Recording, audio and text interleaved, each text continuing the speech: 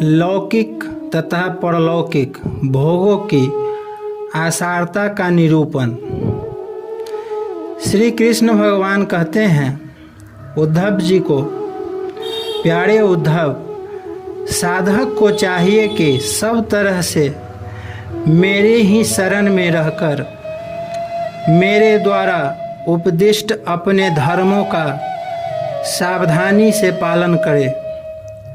साथ ही जहाँ तक उनके विरोध न हो वहाँ तक निष्काम भाव से अपने वर्ण, आश्रम और कुल के अनुसार सदाचार का भी अनुष्ठान करे।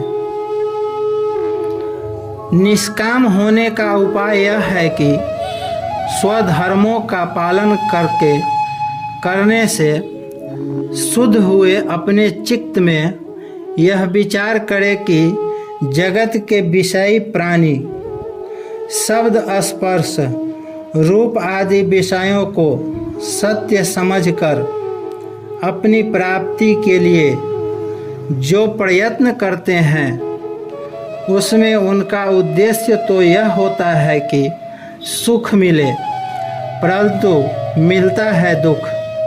इसके संबंध में ऐसा विचार करना चाहिए कि स्वप्न अवस्था में और मनोरथ करते समय जागृत अवस्था में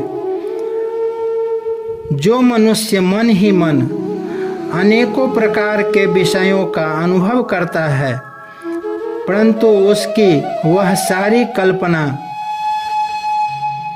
वस्तु शून्य होने के कारण व्यर्थ है, वैसे ही इंद्रियों के द्वारा होने वाली भोग बुद्धि भी व्यर्थ है, क्योंकि यह भी इंद्रिय जन्य और नाना वास्तु विषयक होने के कारण पूर्ववत असत्य ही है। जो पुरुष मेरी शरण में है उसे अंतर्मुख करने वाले निष्काम अथवा नित्य कर्म ही करने चाहिए। उन कर्मों का बिल्कुल परित्याग कर देना चाहिए जो बहिर्मुख बनाने वाले अथवा सकाम हो। जब आत्मज्ञान की उत्कट इच्छा जाग उठे तब तो कर्म संबंधी विधि विधानों का भी आदर नहीं करना चाहिए।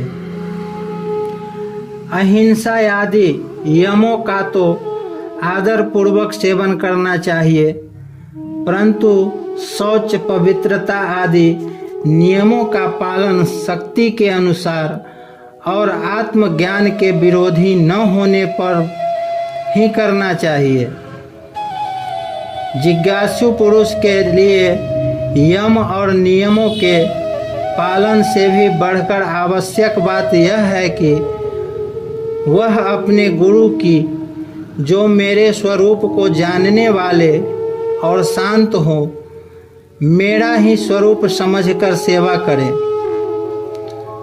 शिष्य को अभिमान न करना चाहिए, वह कभी किसी से डाह न करे, किसी का बुरा न सोचे, वह प्रत्येक कार्य में कुशल हो, उसे आलस्य छू न जाए, उसे कहीं भी ममता न हो, गुरु के चरण में दृढ़ अनुराग हो, कोई काम हड़बड़ा कर न करे, उसे सावधानी से पूरा करे, सदा परमार्थ के संबंध में ज्ञान प्राप्त करने की इच्छा बनाए रखे, किसी के गुणों में दोष न निकाले और व्यर्थ की बात न करे। जिज्ञासु का परम धन है आत्मा, इसलिए वह स्त्री, पुत्र, घर, खेत, स्वजन और धन आदि संपूर्ण पदार्थ में एक सम आत्मा को देखे और किसी में कुछ विशेषता का आरोप करके उससे ममता न करे, उदासीन रहें। जैसे जलने वाली लकड़ी से उसे जलाने और प्रकाशित करने वाली आग सर्वथा अलग है। ठीक वैसे ही विचार करने पर जान पड़ता है कि पंचभूतों का बना सूक्ष्म स्थूल शरीर और मन बुद्धि आदि 17 तत्वों का बना सूक्ष्म शरीर दोनों ही दृश्य और जड़ हैं तथा उनको जानने और प्रकाशित करने वाला आत्मा साक्षी एवं स्वयं प्रकाश है। शरीर अनित्य, अनेक एवं जड़ हैं। आत्मा नित्य, एक एवं चेतन है। इस प्रकार देह की अपेक्षा आत्मा में महान विलक्षणता का है, अर्थात देह से आत्मा भिन्न है। जब आग लकड़ी में प्रज्वलित होती है तब लकड़ी के उत्पत्ति, विनाश, बड़ाई, छोटाई और अनेकता आदि सभी गुण वह स्वयं ग्रहण कर लेती है। परंतु सच पूछो तो लकड़ी के उन गुणों से आग कोई संबंध नहीं है, आग का कोई संबंध नहीं है। वैसे ही जब आत्मा अपने को शरीर मान लेता है तब वह देह से जड़ता, अनित्यता, स्थूलता, अनेकता आदि गुणों से सर्वथा रहित होने पर भी उनसे युक्त जान पड़ता है।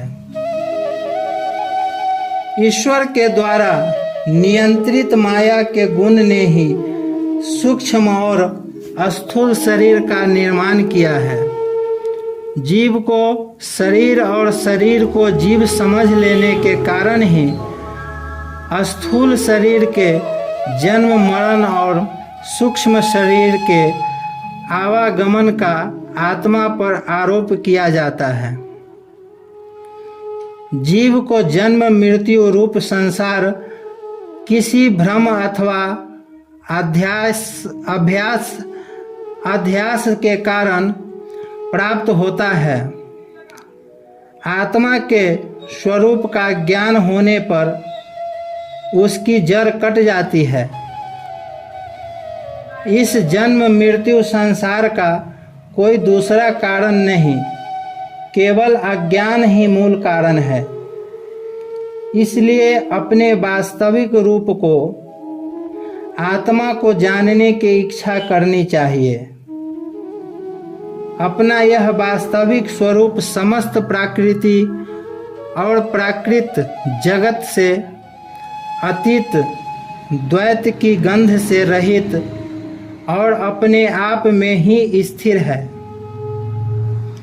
उसका और कोई आधार नहीं है। उसे जानकर धीरे धीरे स्थूल शरीर, सूक्ष्म शरीर आदि में जो सत्य तत्व बुद्धि हो रही है उसे क्रमशः मिटा देना चाहिए। यज्ञ में जब अग्नि मंथन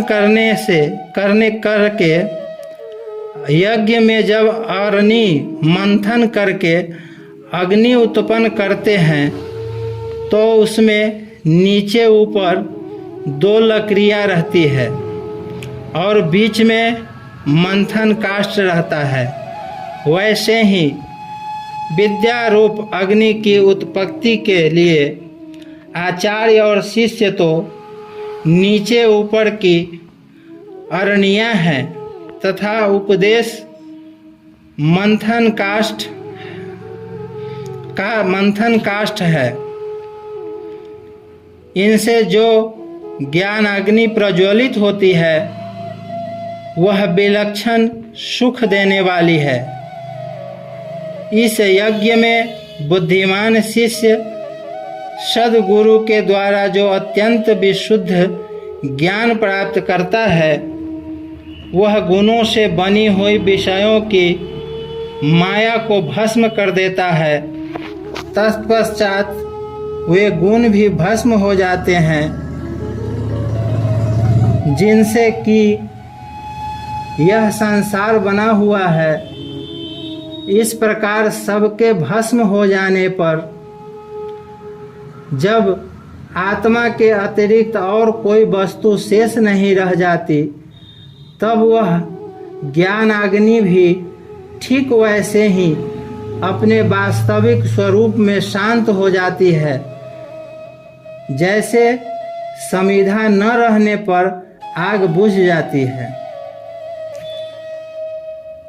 यदि तुम कदाचित कर्मों के कर्ता और सुख दुखों के भोक्ता जीव को अनेक तथा जगत काल वेद और आत्माओं को नित्य मानते हो, साथ ही समस्त पदार्थों की स्थिति प्रवाह से नित्य और यथार्थ स्वीकार करते हो, तथा यह समझते हो कि घटपट आदि ब्रह्मा आकृतियों के भेद से उनके अनुसार ज्ञान ही उत्पन्न होता है और बदलता रहता है, तो ऐसे मत के मानने से बड़ा अनर्थ हो जाएगा, क्योंकि इस प्रकार जगत के कर्ता आत्मा की नित्य सत्ता और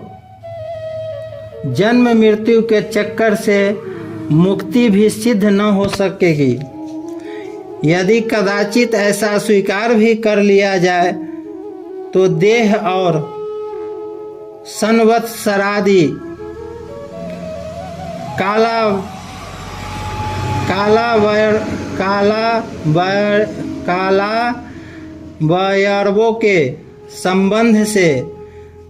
कालावयर्वों के संबंध से होने वाली जीव की जन्म मरण आदि अवस्थाएं भी नित्य होने के कारण दूर न हो सकेगी, क्योंकि तुम देहादि पदार्थ और काल की नित्यता स्वीकार करते हो।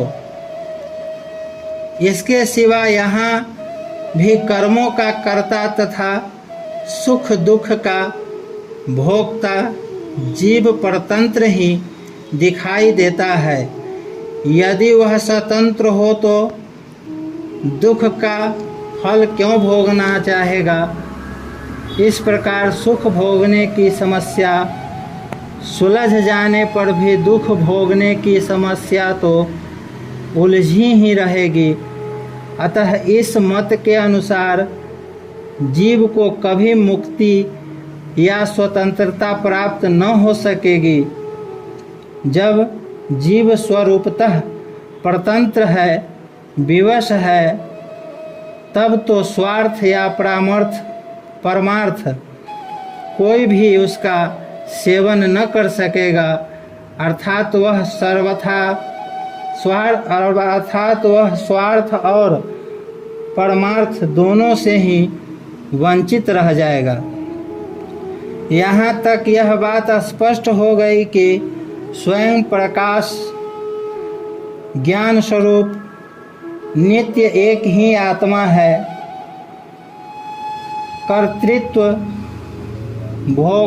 भोक्तृत्व आदि धर्म देह के कारण है। आत्मा के अतिरिक्त जो कुछ है सब अनित्य और मायामय है।